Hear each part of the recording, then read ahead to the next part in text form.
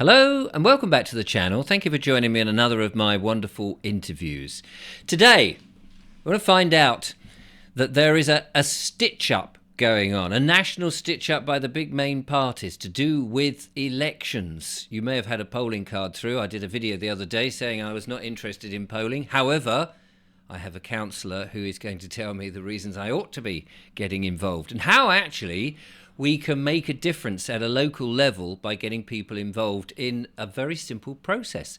His name is Brian Silvester. He's been a councillor for, wait for it, 48 years and still smiling. And he joins me now. Your party, good hello to you, Hi, Richard. Brian. Nice to have you. You're from Crewe First, Crewe up there in Cheshire East, Correct. a lovely part of the countryside. Yeah, Welcome to the show. thanks for having me. So it's a stitch-up. You're talking about these commissionary elections, particularly the police one, which many of us will have got cards and we have to go and do something about. But could you explain to us then, why is that a stitch-up? It's a stitch-up because there's 41 police commissioners elected every 4 years in England and Wales. And to stand for police commissioner, would you believe, you have to put out a deposit of £5,000. I mean, who has £5,000 lying about? Exactly, and if you stand for Parliament, it's £500. So it's 10 times more than standing for Parliament. So the whole thing is mad. And my view is, and that's why I say it's a stitch-up, is it's the big parties, big national parties, who have stitched it up to try to exclude the smaller parties like my own and independents.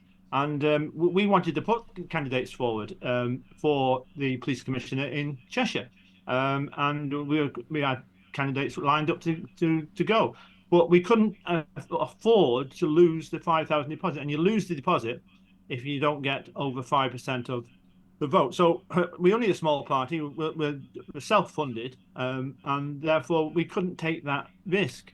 And I've done the analysis now of the 41 police commissioner elections which take place on Thursday, and would you believe, of those 41, there's only 5 independents standing, and there's only 1 local political party standing, and all the rest are national political parties. And so that just confirms what I've been saying. It's a stitch-up.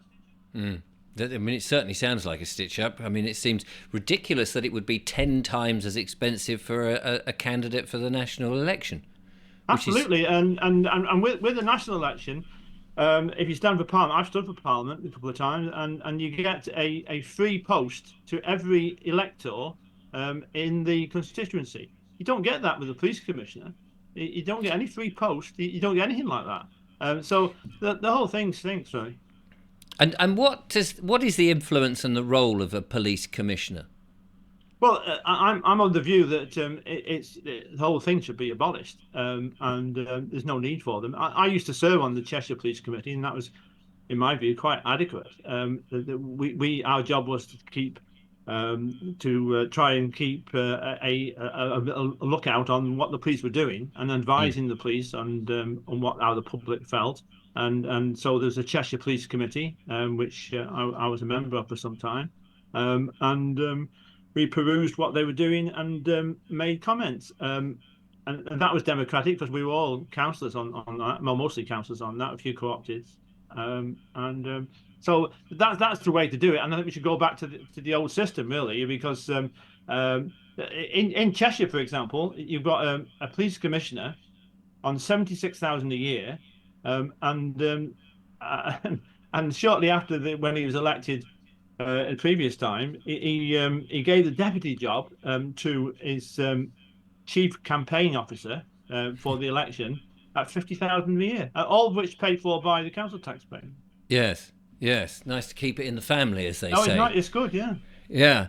So I mean, you've been a councillor for 48 years, you said, and as you say, you've looked at these police situations. What then, shall I ask you, what do you think of the police as a service at the moment? Shocking. It really is shocking, terrible. And I don't know how they get away with it. 94% of all crime is not detected. 94%.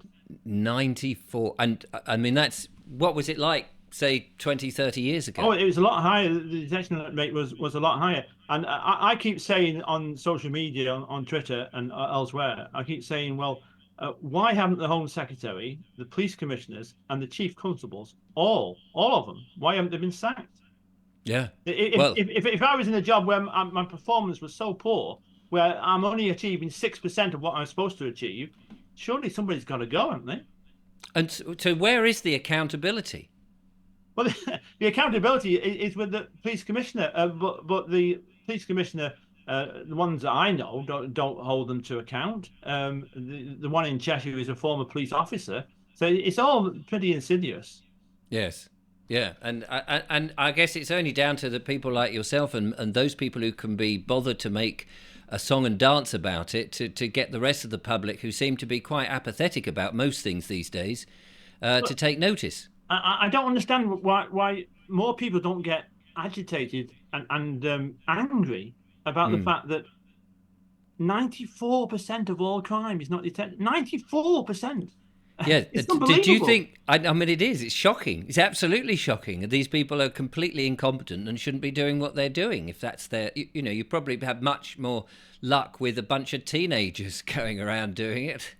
Well, than so-called trained professionals. But in Cheshire, the police commissioner, and he's a Tory police commissioner at the moment, and all he says, well, the crime is down. Well, maybe crime is down, but the fact of the matter is, 94% of crime is not detected, and yes, we employ a police service to detect crime and to stop crime, and they seem to be more concerned about giving signals to various communities than actually policing.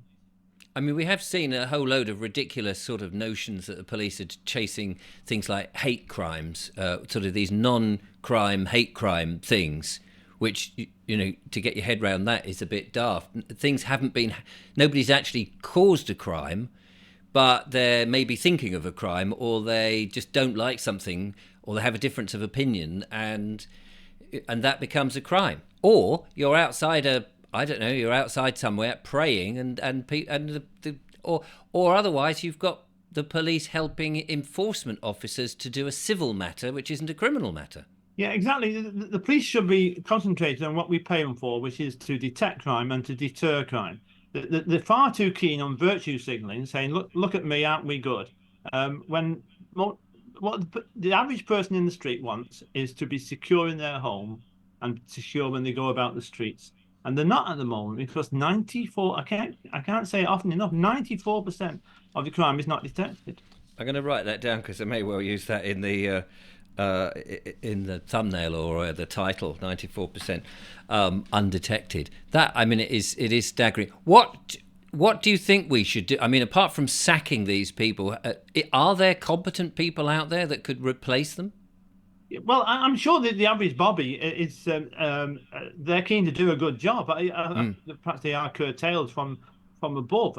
But the start is to sack the ones who are not achieving and appoint ones who will achieve. In any good business, if the business isn't actually operating as the targets, you get rid of the ones at the top and set targets for the new guys. The targets these days, though, seem to be that these so-called policemen are acting as policy enforcers, collecting money rather than actually detecting crime and solving criminal activities. Yeah, exactly. The priorities are there. The public keep telling the police what the priorities are, but they don't seem to have the same priorities. Like in Crewe, you very rarely see any policeman about. Again, we're told by the police commissioner, oh, there's more police than ever in Cheshire. Well, we don't see them. And where are they? What are they doing? What are they doing? And when I was canvassing for the recent by-election, one lady in Crewe said she's afraid to go out. She will only go out. And she wasn't an elderly lady. She's retired, but she wasn't elderly. She's perfectly mobile. But she said, "Oh, I only go out when my daughter comes to pick me up. I'm too frightened to go out by myself." This is not good. This is terrible. And here we are. I mean, I often say this. Here we are in the 21st century, at supposedly the most sophisticated and cultivated time that we're in, And yet we have this dreadful state with the police and all sorts of corruption left, right, and centre, and people are fearful to go out on the streets, which it just seems barking. It's like we're back in the dark ages. Well, it does, and people need to actually wake up and realise just how bad the crime situation is in Cheshire East and Crewe, and we need to take some action, and we need to get the police to take some action. Yes. So how do you suppose we can, I mean, if there are ordinary bobbies on the street that actually want to do this, but their governors are more interested in other things and other policies, which they must be being rewarded, which, as you say, they're on high income for it. How do we then turn that round, do you suppose? Well, I'd say it starts at the top, and if you get somebody in there who's going to do a good job, and is actually going to start meeting the targets, then that will feed down. It will go down through the pyramid, and we will see results. But it all starts at the top. But there's no move. Why isn't any MP in Parliament jumping up? You watch PMQs. No, why didn't any MP jump up and say, "Hold on a minute, there's 94% of crime not detected. How come that's happening?" And is that down to us as ordinary everyday people not putting the pressure on the MPs to ask those questions and get the answers and get things moving? Because if you've got to put £5,000 up that most independent people are not going to be able to afford, as you say, it's too risky, and you're likely to lose it to the big national parties, then we've got to show our cards, haven't we? We can't be complacent anymore and say, hang on a minute, policing is by consent. We don't consent to how it's operating. No, but again, the difficulty is that a lot of these MPs have just cut off. The MP that we've got in Crewe and Nantwich, Conservative, it doesn't answer to emails. You can't communicate with them. No. So where do you go? What do you do? Well, so now you've been a councillor for 48 years. You've obviously seen a lot of changes in that time, particularly how councils are run. People like me are very disillusioned with the whole way that not only councils are run, but the government and everything. And I'm sure there's many like me who have come to that point to say, do you know what, I don't want to have anything to do with it. I don't want to vote. I don't want to be part of it. I can't see change ever happening. The old adage is you vote for whoever you like, but the government still gets in. And, of course, who's made up the government never seem to be on our side. Before we get on to what some ideas that you have got, what are the most dramatic changes that you've seen over those 48, nearly 50 years? The changes, well, certainly social media's made a big change, because before, when I started, obviously there's no social media, anything like that. So in terms of communication, communication now is a lot easier, and therefore, if you're communicating with the media, it's easier. And it's easier for your constituents, your residents, to contact you by email and various other sources. So in that sense, that's good. But has it made a difference? I mean, because you can communicate so much more easily, is it actually making things work for people? It makes a difference if the councillor or the MP actually listens and actually responds. Yes. In many cases, they don't. I certainly respond when people contact me. It depends on the individual, that does. Has it isolated people more? I mean, I'm thinking back, not that I was interested in politics as a younger man, but I was very much aware that people used to go to meetings and people would have talks in the town halls or the village halls or meeting rooms and various places. And and you might be alerted to that in your local paper, for example. Well, most local papers are just advertising rags and are disappearing left, right, and centre. And so I'm never aware that there's any sort of meeting, and the nearest you know that the council is doing something or is perhaps a very flimsy bit of paper sellotaped to a lamppost somewhere that nobody pays any attention to, and the next minute you know this god-awful building has suddenly gone up, and you weren't really aware that you could say something about it. No, I think one of the big changes that has come about, certainly in Cheshire, is the formation of these huge unitary councils. We've now got four unitary councils in Cheshire, Cheshire East, where I am, for example, covers a vast area of 450 square miles. It's the third biggest in the whole of the Northwest. 450 square miles. Um, um, three over 300, about 380,000 population. It's enormous, and it's ceased to become local government. It's more like regional government. Mm. And you've seen the same thing with these elected mayors, where they cover even a vaster area like Greater Manchester, Merseyside, and Midlands, and all the rest of it.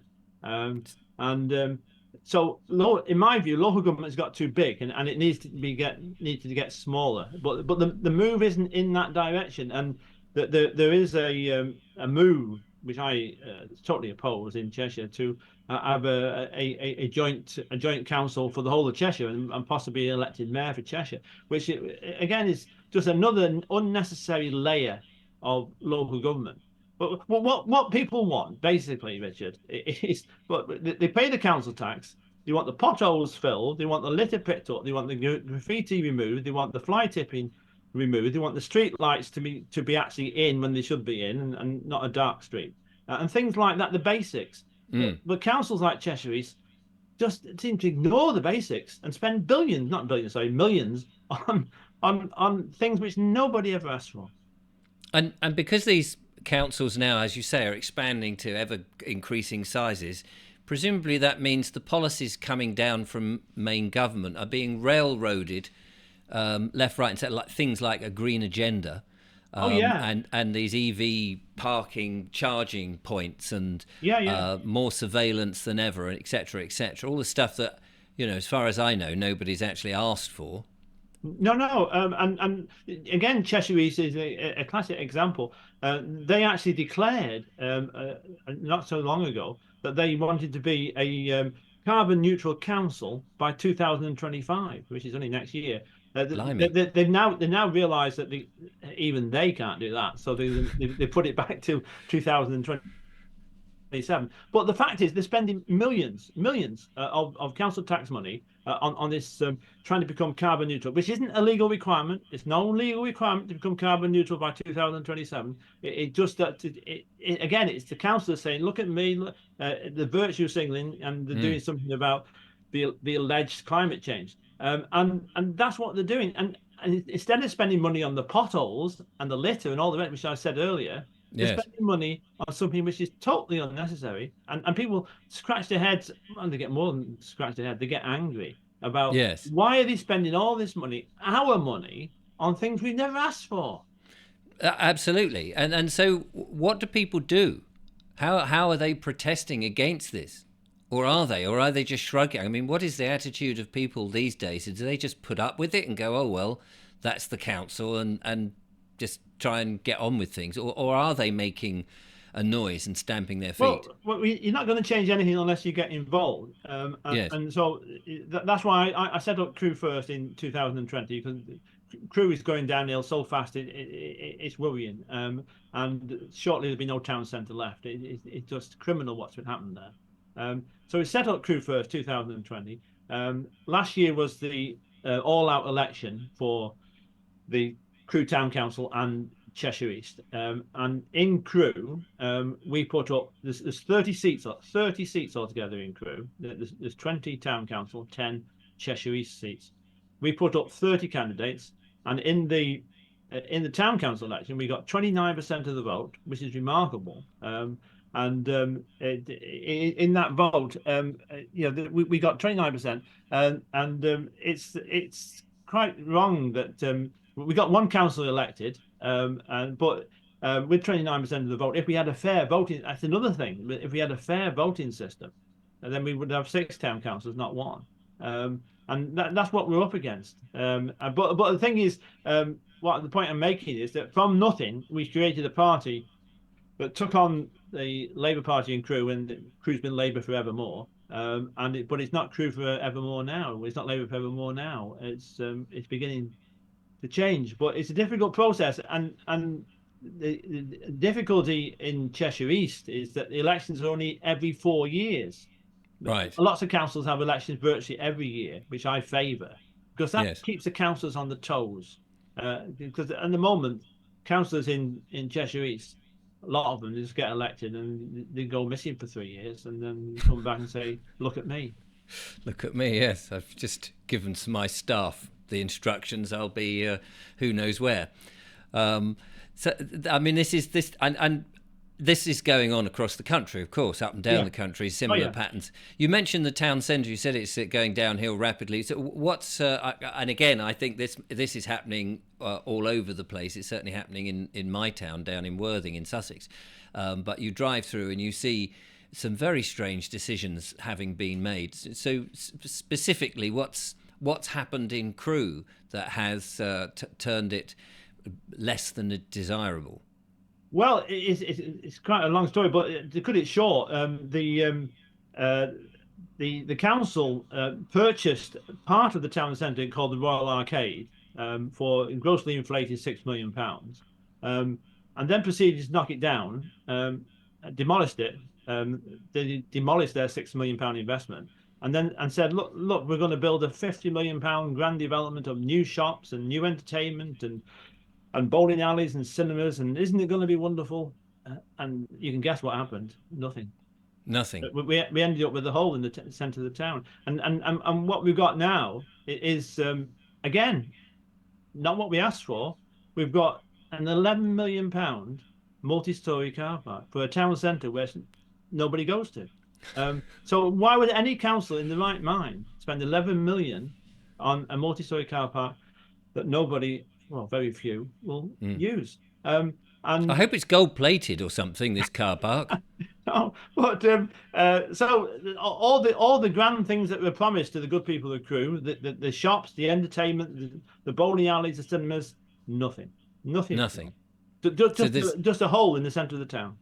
And I haven't been to Crewe, so is it one of these towns that has satellite out of town big shops and all of that, so nobody comes in? Well, that's the other yet another issue that I think is criminal, is that because Cheshire East is the planning authority, but they've allowed these big stores to be developed on the outskirts of the town, so we've got a development called the Grand Junction, which is just outside the town centre, and that in effect has become the town centre, because you have to pay to park in the town centre. The Grand Junction, which is not that far from the town centre, but it's a distance. You don't have to pay, and so that in effect has become the town centre. And I keep saying there should be an embargo on any outer town centre development until the town centre is developed. And I know that in other places they're sort of trying to get more domestic dwellings into the town centre, saying, well, nobody comes in, so we may as well turn them into residences. Is that? I think that's the politics of despair, personally. Yes. I believe in town centres, and there are some really good, thriving town centres in our country, as you well know, and I well know. And the other criminal thing they've done, they destroyed the market. I used to be a market trader. Crewe had a really good, thriving. People came for miles to go to Crewe Market. It's a really thriving market, and they've virtually killed it now. Well, I have to say, I would love to see animals back in the market, cows, sheep, and all that. I don't mean there used to be a cattle market in Crewe. Yes, they did, because that used to be down by the railway, because the cattle were transported, and the sheep and the pigs. Yes, could then be transported by. No, I know you weren't talking about that kind of market, but there's just something instinctive in me that sort of says, look, we're so removed from animals, and they used to come into the market, and everybody could see the state of the animals and what have you, and know where food came from. Again, Crewe Cattle Market. I used to go there with my father. Again, that was thriving, but of course, all that's gone now. Yes, it's all gone. But with Crewe Market, they spent about over on a market hall. They spent over 3 million on a market hall, right? And they killed off what was a thriving market, both indoor and outdoor, and they replaced it with what is in effect a place where people can go and get fast food, booze, and occasionally entertainment, and that's it. Now, And that, I'm not against fast food and booze and entertainment, but there's no need to kill the market off to achieve that. There's plenty of empty buildings or empty space within Crewe Town Centre where that could have happened. But no, they killed off a good market. yes, and I mean that is sacrilege, because that's where you can have artisan foods. Yeah. You can have people who are creating small businesses, sole traders, family-run businesses coming in with something which is a stepping stone if they wanted to then later on take premises. You know, if they absolutely. And there's some markets like Berry Market. Berry Market is famous throughout the country, and people travel by coach loads to Berry Market. And again, as I said, people used to travel miles to Crewe Market.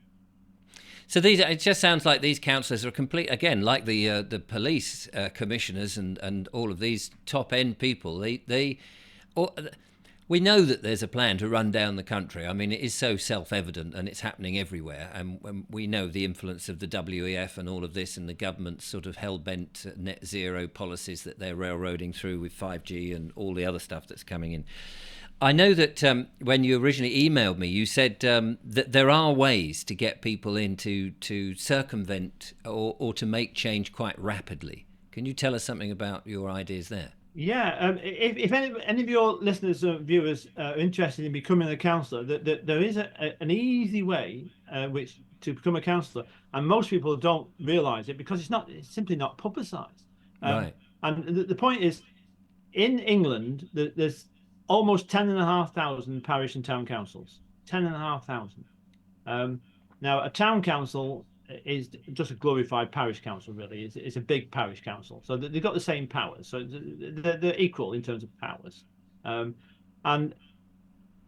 obviously there's elections every 4 years to the parish and town councils. Now in Cheshire East, as I said earlier, we had the elections last year in May last year, and in Cheshire East that there are 106 parish and town councils. 106, right? A lot of them.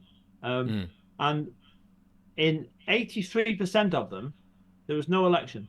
83%, no election. And why was that? Because there wasn't sufficient candidates putting forward to fill the seats available. And my own parish council, I was elected unopposed because there wasn't sufficient people standing to cause an election, but even then there were still vacancies in my parish council, and since May last year we've co-opted 2 people onto the parish council. So that's one way, is that when there are elections, there are there's thousands of vacancies on parish and town councils throughout the country, and first of all, are these voluntary? Oh, positions? Yeah, it's totally unpaid. It's voluntary, and it's not a big time commitment. Normally, parish councils meet, say, once a month, and that's about it, really. And obviously, you're involved with the community, you're involved with residents raising issues and concerns and problems.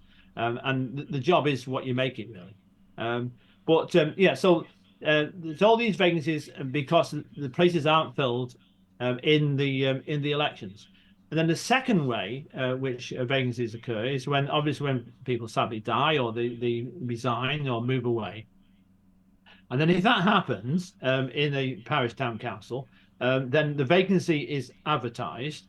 And this is one of the bits of the system which seems a bit absurd, really. The vacancy is advertised, and somebody, if they want to call an election, right, they have to get 10 electors, sign a big piece of paper saying, I want an election because Joe Bloggs has resigned. And they have to do that within 2 weeks or whatever. And the absurd thing is that if there's a vacancy on Cheshire East, which is by far the biggest council, you only need to get 2 signatures to fill a vacancy. Right. It just seems totally reverse of what it should be. But anyway, so they make it difficult for these vacancies to be called in elections. You can almost say they almost deliberately make it difficult. Because what happens then, if after 2 weeks there's no election called, then the parish council can co-opt whoever they want onto the parish council, and whoever is co-opted is then a full-blown councillor for the remaining period of that council. And so anybody who's watching and listening to this program wants to be a councillor. My advice to them is, first of all, find out what parish town councils you have in your area, and ask them if there's any vacancies. And if there are, say, I would like to be co-opted. The process is very simple. The system we use on our parish council is we just invite them along to the parish council, but just have to say a few words of why they're interested in becoming a councillor, and then almost always they're co-opted on, and that's it. It's as simple as that. It can be done very quickly, and that's how it's done. So if people want to be a councillor, there is a path. There is a pathway. To a very easy pathway, and it should be publicised a lot more, because, as I say, there's thousands of vacancies around the country. And where would it be publicised? Well, it's not. This is the point. Well, the law needs to be changed. Every major authority in the country, it should be forced to actually publicise on their website current vacancies in local parish council. It's a simple thing to do. Yes, but it's not. And so unless you actually go and inquire, you wouldn't know that there's a vacancy. So are they duty bound to tell you then, if you inquire and say what vacancies are there? They're not going to go, I don't think there is any vacancies. Yeah, they've got to tell you. Yes. But and the other thing, of course, is the qualifications to stand for a parish town council. There's various ways you can qualify to be a parish town council. One is obviously if you're an elector in that parish or town council area. But there's other qualifications if you're not an elector. If you actually live, work, or own property or rent property in the parish or within 3 miles of the parish. Oh, right. I don't live in the parish I represent, but I live within 3 miles of it, so I qualify. And so don't think, well, I don't live in that parish, so there's a vacancy, but I can't stand. But if you actually live within 3 miles or work within or have property within, then you can stand. And what clout does the town council have over the overall decisions that are being made? Well, again, it depends on what the parish council wants to do and how powerful they want to make themselves. Again, most people don't realise that whereas the borough council, Cheshire East, are limited on what the increase they can make in the council tax each year. Currently, it's 5%, and if they go over 5%, they have to have a referendum, etc. But there's no limit on parish councils. One parish council in my area increased the parish council tax by 25% this year. 25%. Blimey. But nothing has been done about it. And so in that sense, they've got more power than the borough council, because there's no. I'm no advocate of big increases in council tax. I'm not suggesting. No. but I'm just saying it's possible. Right. And some councils do take that opportunity. And we had a case in the last 4 or 5 years where the Cheshire East were doing a review, one of these famous reviews that the council do to try and stitch the area up.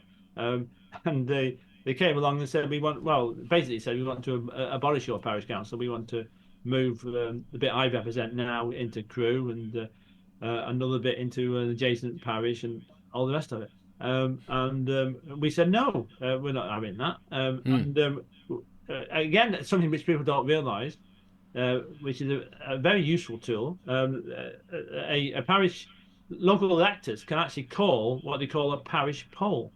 So what we what we did, we called a parish poll and said to the electors, do you really want to go into Crewe, where the parish council tax is going to be like, what, I don't know, 2 or 3 times higher, whatever it is, and etc. etc.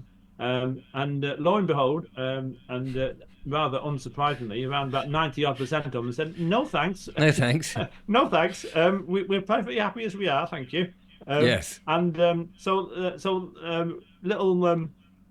it really was a David and Goliath battle, and David won, because the Goliath Cheshire East tried to abolish us, and we fought them off, and we won. Do you think that people in this day and age just are far removed from what goes on locally through either ignorance or just they're too busy? They've been made too busy. You know, we see both parents working and people are working several jobs and the cost of living is going up, and that they just either are unaware or that they just need to keep their head down to bring the finances in. What's the reason that people are not, do you think, getting involved with their local communities? Well, I think people will get involved. What I showed in Crew First, we put up 30 candidates. There's some parties, parties nationally don't put up 30 candidates for the local elections, and we put 30 up in Crew. And so if there's an effort, people will get involved. It's a matter of making an effort. I take your point about people having to work more, longer, etc., to make a living because of the cost of living crisis and all the rest of it. That is certainly a negative. But on the plus side, if people want to know what's happening in their local area, they can quickly find out through Facebook, Twitter, TikTok, or whatever.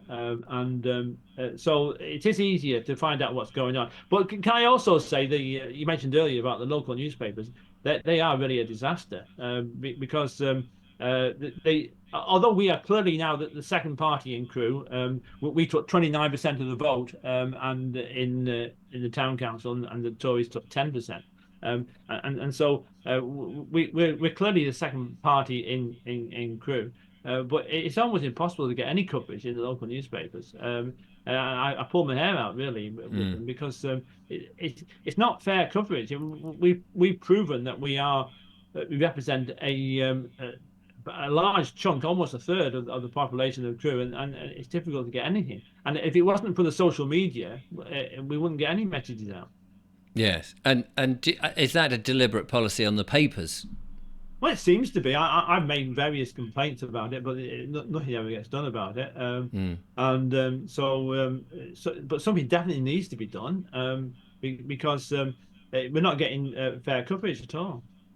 Yeah, no, I mean, when I was younger, we had radio stations. They used to turn up. The presenters would turn up in the small businesses, and they'd have breakfast shows, and it was fun, and you felt you were part of a community. These days, and I used to do a bit of work for radio stations as a completely freelance, had no influence whatsoever. I was just there as a cameraman. And I saw how the local radio stations kept being bought up by bigger and bigger companies. Yeah. And so now you have these sort of big national brands, and local radio, local issues have completely gone, and they're incredibly bland, and people are tuning in because there's no other choice. And there are some community stations that are trying to sort of help with that, but they're obscure or haven't got enough funding, or are just online and not on FM and things like that, which has made it very difficult. And there's no perhaps big name to draw people in the morning on the morning show or the drive time shows that would talk about local issues. They're all talking about national issues, and usually the narrative that the government want you to talk about. So you're not thinking locally anymore. How do we get people to think locally? Unless it's a bit, you can understand if there's a big ugly building going up and people are going, I don't want that. But it's that's the sort of the last resort, isn't it? You want people to be looking at everything about where the flowers are going in the park, or lack of flowers, or all the small things that are nibbling away from the local community that actually most people enjoy. Why hasn't the swings been fixed in the little thing? Or why have you moved it completely to the other side of the park so you can't park anywhere near it? Now I'm not incentivized to take the kids there because we've got to walk through something else. But you mentioned about local radio stations. The local radio station for South Cheshire, amazingly, is Radio Stoke, which is in Staffordshire, obviously. And that is our local radio station. And I send out a media release virtually every week. And I've had one interview in the last 4 years on Radio Stoke. One. One. In 4 years. 4 years. And as I say, we're the second party in Crewe, and Crewe is the biggest biggest town in Cheshire East. Cheshire East is the third biggest authority in the whole of the Northwest. We're not insignificant, No. it really is troubling, and I need to make complaint. My next port of call is to make official complaints about the lack of coverage by the BBC and by the media and by the newspapers. There are avenues, as you know, where you can make complaints about that, and that's my next port of call. Do you think that will make the blind bit of difference? Well, you can't but try, can't you? But well, I suppose you've got to try, haven't you? Because otherwise you'll criticise for not going down that avenue. Yeah. But it is very frustrating. Something big will happen in Crewe, like for example the HS2 thing, and the extension to Manchester being scrapped, a big issue in Crewe. And what do the local media do? They go to the Labour Party, they go to the Tory Party, not to us. Why not? Yeah, well, if you're representing ordinary, everyday people on the ground, yeah, that you should be the people they're definitely talking to. Yeah, but yeah. Of course, I guess the everyday, ordinary people aren't the big corporations with vested interests in the developments that they want to put forward, and spin the yarn the way they want to spin it. Yeah. Which is a shame. Some of the other sort of things that we talk about are things like, I haven't spoken too much about, just looking at a list that I sort of drew up, things like migration, which obviously, I don't know if you're impacted by a lot of people being put up in hotels and what people are doing about that. We are. We've had 3 hotels occupied by illegal migrants, asylum seekers in Crewe, and plus in other locations. We're not told what these other locations are and how many are actually in there. But 3 big hotels. 2 of them have announced that they're now going back to being open to the public again. So where those asylum seekers are going, I don't know. But again, it's very difficult to get this information about what's really happening. The trouble is, if you're in an authority like Cheshire East, they do tend to use towns like Crewe, which is although it's the biggest town, it is the working class town based on the railways and Bentley, they tend to use it as a dumping ground for things they don't want in Macclesfield and Knutsford and Wilmslow and Alderley Edge. And the same applies to housing, of course. That's another big issue, housing. But because Cheshire East are required to have a plan to deliver X thousand of houses every year, trouble is that most of the old Macclesfield borough is in Green Belt, so they've got to say, oh, we can't have them in Macclesfield borough. We'll have to put them in Crewe or Congleton or Nantwich or wherever, and so what you find is that literally we've had thousands of houses built in and around Crewe in the last few years, but the infrastructure is not increased. In fact, the infrastructure is getting worse. The roads are horrendous. The potholes is the biggest issue, and nothing gets done. Are you seeing any sort of moves towards things like the 20-mile-an-hour speed limits or the curtailing people and the more surveillance cameras coming up in Crewe and that area? Sadly, yes. But again, it goes back to the point I made earlier, is that these things, which cost a lot of money, which nobody's asked for, are all of a sudden appearing. 20 mile per hour zones, traffic calming, one-way streets, cycle lanes. Recently they had one road where they replaced the concrete slabs of the footpath with tarmac. Now, when roads are riddled with potholes, yes, perfectly good pavements are replaced, but not the potholes aren't repaired. And it's just unbelievable that. And the other thing which they did in Crewe, which is very ominous. I'm not sure you heard of this, but they consulted last year on something they called a Little Holland, which is and they designated an area south part of Crewe and parts of the villages surrounding Crewe to be a little Holland, and it's all a bit ambiguous what little Holland meant, but you can see what was really behind it. They're talking about more cycle lanes, easier for pedestrians, usual stuff. You know what I'm talking about. Your 15-minute city, Well, presumably. it was ominous, and that consultation that has taken place, whether it now proceed, we'll have to see. But it does make you wonder. But like you said earlier, a lot of these councils, most of the councils, seem to be following an agenda which is given to them from outside, and they're not following certainly not following the agenda of the people who elected them. I've recently uncovered some amazing figures on potholes. The government gives several £1 million each year to Cheshire East to fix potholes. And so I asked the obvious question, well, how many potholes have been filled and all the rest of it? And it turns out that since 2009-10, when Cheshire East was formed, in Crewe, reported potholes has trebled. And these millions that the government are giving each year to Cheshire East to fix potholes, the majority of it is not spent on potholes. Not spent on potholes. Now, what's happening there? Yes. Where is it being spent? Well, that's the next question. But of course, why? I mean, if that's ring fence for potholes, then what are you doing with it? Well, it can't. It could be that the government have been so foolish as to say to the councils, here's your money for potholes, but not ring fenced it. If they'd done that, the government have been total fools. But it appears that must be the case, because otherwise the money couldn't have been siphoned. It's been siphoned off for something else. But what?